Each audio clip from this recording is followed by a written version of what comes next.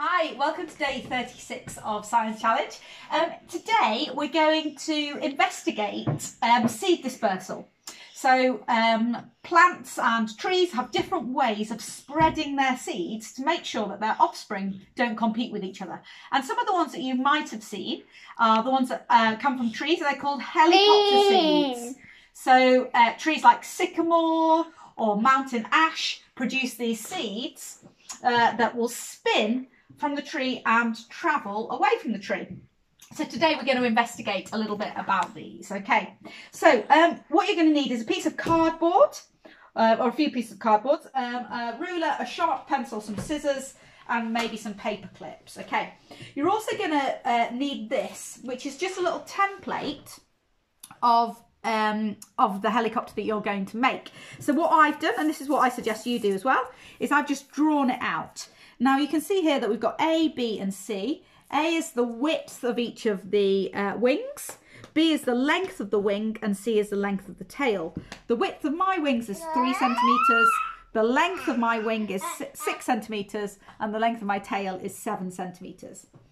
As you do this experiment, I want you to choose one of these things to change. You could also change the mass, so I'm going to put one paperclip on mine. But you need to choose one thing to change and see how that affects how long it takes your helicopter to get to the ground, or if it affects how well it travels, okay? So you might want to draw up a results table, choose one of those things, that can be your independent variable, and then drop it and see whether or not it has an effect. So I'm just going to quickly show you how to make these. So really don't take very long. Once you've drawn out, so using this idea, once you've drawn yours out using your sharp pencil and your ruler, you're going to cut it out. Okay, then wherever there is a bold line, you're going to cut.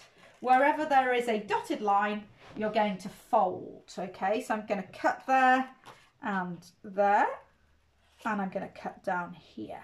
Okay, so these are my wings. And then here, I'm just going to fold this in like so. Oh, I should have done it. There should have been an extra little bit at the end there. Just going to make that now. And then I'm going to pop a paper clip on there. If you wanted, you could do, you could make a helicopter and then just change the number of paper clips that you put on. See what happens if the helicopter gets heavier. Okay, so we're going to drop this and see what happens. Okay. So what you need to do really is find a high place. I found this window. It's not ideal, but it'll do. If you haven't got a second floor or anywhere that you can drop it easily, you can always stand on a chair. Okay, so I'm going to drop my helicopter and time how long it takes to get to the bottom. Now, you're probably going to need someone to help you with this. So maybe have someone at the bottom who starts the timer when you release it and stops the timer when it hits the ground. Okay, my baby's very excited. 3, 2, 1. Okay, that would be number 1. This one, I've lengthened this. So I've changed C on my diagram. Let's see how this one gets on. See if it takes longer or less time. You just need to drop. Don't throw, just drop. Okay. Okay, so remember, whenever you're doing any investigation, you only want to change one thing. Okay, so choose which one it is that you're going to change. Are you going to change the width of the wing? Are you going to change the length of the wing? Or are you going to change the length of the tail or the number of paper clips? Okay, try and keep everything else the same, including the height from which you drop it and everything like that. You could also do it 3 times and take an average. That might be helpful to improve the quality of your results. Anyway, have fun, enjoy.